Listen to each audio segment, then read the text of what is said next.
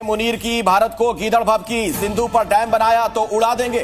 और पाकिस्तान के सेना प्रमुख फील्ड मार्शल असीम मुनीर की लगातार अमेरिकी यात्रा और फिर उसी अमेरिकी जमीन से भारत के खिलाफ जहर उगलना, ये महज संयोग नहीं बल्कि एक सोची समझी रणनीति की ओर इशारा करता है। बहुत ही गैर जिम्मेदाराना तरीके से उन्होंने ये स्टेटमेंट दिया है जो कि नहीं देना चाहिए था।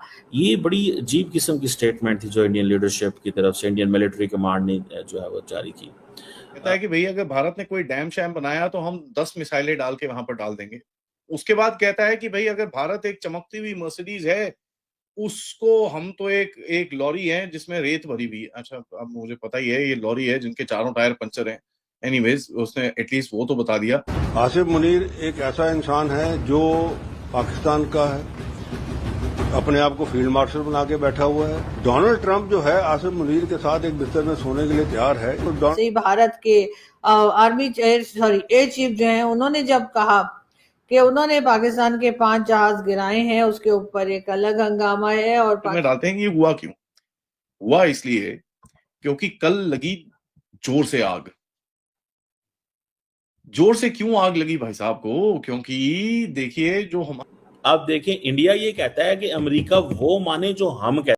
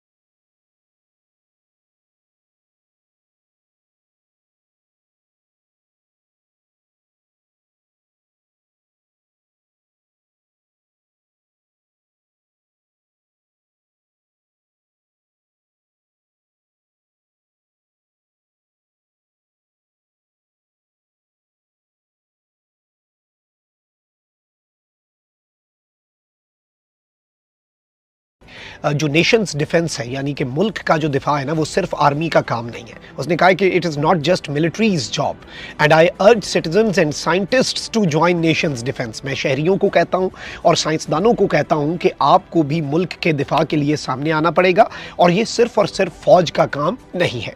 अब ये स्टेटमेंट इसने दी। अच्छा, फिर इसके साथ ही साथ इसने कहा कि नेक्स्ट वॉर मे हैपन सून, यानी अगली जंग जो है वो बहुत जल्द हो जाएगी। Army chief general Upendra Dwivedi hints amidst geopolitical tensions. ये अब कौन रिपोर्ट कर रहा है? ये रिपोर्ट कर रहा है फाइनेंशियल एक्सप्रेस और वो ये कह रहे हैं कि एक इंतहाई जियोपॉलिटिकल टेंशंस का माहौल जो बना हुआ है इस रीजन के अंदर, उस दौरान आर्मी चीफ जो है भारत का, वो ये स्टेटमेंट देता है कि अगली जंग बहुत जल्द हो सकती है, किसी भी वक्त हो सकती है और हमें उसके लिए मुकम्मल तौर पर तैयारी करना होगी। ये नाज़रीन इकराम इस जानिब एक क्लियर इंडिकेशन है कि भारत की तरफ से कोई एडवेंचर हो सकता है और भारत लगातार ये बातें कर रहा है कि ऑपरेशन सिंदूर अभी भी कॉन्टिन्यूड है। तो ये याद रखिएगा कि ऑपरेशन बुनियानुम मरसूस ख़त्म हुआ है। ऑपरेशन बुनियानुम मरसूस पार्ट था मार्काए हक का, तो पाकिस्तान का मार्काए हक जो है वो अभी भी जारी है। पाकिस्तान अपनी तैयारियां कर रहा है। पाकिस्तान भारत की प्रॉक्सीज BLA और TTP से भी लड़ रहा है और भारत के लिए भी मुकम्मल तौर पे तैयार है। पिछली मरतबा तो सिर्फ पाकिस्तान ने भारत को ज़रा फाइटर जेट्स के मैदान में भारत जो है उसके साथ एक इस तरह का पंजा लड़ाया कि आज तक भारत जो है वो रुसवा हुआ है। तो अब पाकिस्तान ने Z-10ME जो अटैक गनशिप हेलीकॉप्टर्स टैंकर्स हैं चाइना से आने वाले, वो भी अपनी फ्लीट के अंदर शामिल करके ऑपरेशनलाइज कर दिए हैं। इस वक्त पाकिस्तान जो है वो मुकम्मल तौर पे तैयारियां कर रहा है। तो वहीं दूसरी जानिब नाज़रीन इकराम, टर्किश एयरफोर्स का A400M Atlas heavy cargo aircraft, अब ये याद रखिएगा ये आम कार्गो एयरक्राफ्ट नहीं है, यानी कोई प्राइवेट कार्गो एयरक्राफ्ट नहीं है, ये टर्की की जो एयरफोर्स है उसका A400 एटलस हैवी कार्गो, यानी बहुत बड़े पैमाने पर ये सामान ला सकता है और इसका रजिस्ट्रेशन नंबर है 18-0094। नाज़रीन इकराम, ये रावलपिंडी के नूर खान एयरबेस पे लैंड किया है। नूर खान एयरबेस की कौंसल जनरल जो है यूएसए के लिए एक वहां पर लोकल बिजनेसमैन है जो whoever he is threatens to blow up India। ठीक है, कहता है कि भाई अगर भारत ने कोई डैम शैम बनाया तो हम 10 मिसाइलें डाल के वहां पर डाल देंगे। उसके बाद कहता है कि भाई अगर भारत एक चमकती हुई मर्सिडीज है, उसको हम तो एक लॉरी है जिसमें रेत भरी हुई है। अच्छा, अब मुझे पता ही है ये लॉरी है जिनके चारों टायर पंचर हैं। एनीवेज, उसने एटलीस्ट वो तो बता दिया। कहता है कि भाई किसको ज्यादा चोट लगेगी। ऊपर से आधी दुनिया को उड़ाने की बात करता है कि भैया कहीं पे अगर भारत हमको इतना थ्रेटन करेगा तो हम तो पूरी दुनिया को लेके उड़ के चले जाएंगे, that sort of a thing. मैं एक दो तीन यहाँ पर सवाल पूछना चाहता हूं कि ये हुआ क्यों सडनली, क्या चक्कर क्या है ये, व्हाट इज हैपनिंग हियर। और यहाँ पर दो तीन चीज उसने और कही। सबसे पहले एक मुकेश अंबानी की तरफ, ठीक है, कोशिश करी गई। उसके बाद आपको पता है कि इंडिया की ईस्ट की तरफ से बोलने की कोशिश करी कि हम भैया ईस्ट की तरफ से अब इस बारी हिट करेंगे और फिर दूसरी तरफ वेस्टवर्ड जाएंगे। नो, इन एक एक चीजों का थोड़ा सा मैं जरा ब्रेक डाउन करना चाहता हूं ताकि इसको थोड़ा आराम से समझें ये हो क्या रहा है।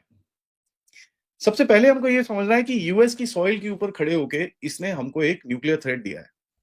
ठीक है, अब न्यूक्लियर थ्रेट बोल सकते हो, न्यूक्लियर सेबर रैटलिंग बोल सकते हो, कि न्यूक्लियर सेल्फ डिस्ट्रक्शन कार्ड जो पाकिस्तान का बहुत टाइम से पाकिस्तान कोशिश कर रहा है और बहुत टाइम से यूज करता आ रहा है, सेल्फ सुसाइड कार्ड इसको जो बोलते हैं, ये उसने दोबारा दिखाने की कोशिश करी है। उसने यहां तक कि बोला कि भाई इंडस पे या किसी भी और रिवर के ऊपर भारत ने डैम बनाया तो हम उसको उड़ा देंगे। खैर, उसको ये नहीं पता कि जो ऑटो मंडी है, ऑटो मंडी has bid for a contract for a dam on the Sutlej river. Obviously उसको मिलेगा नहीं, लेकिन उनकी तरफ से एक बिडिंग तो आई है। तो पाकिस्तान को सुखाने के अंदर ऑटो मंडी की कंपनीज, टर्की की कंपनीज भी बड़ी खुश हैं करने के लिए। ठीक है, और ये चीज उनको बड़ी क्लियरली समझ में आनी चाहिए। अब देखिए, इसको थोड़ा सा पर्सपेक्टिव में डालते हैं कि ये हुआ क्यों। हुआ इसलिए क्योंकि कल लगी जोर से आग।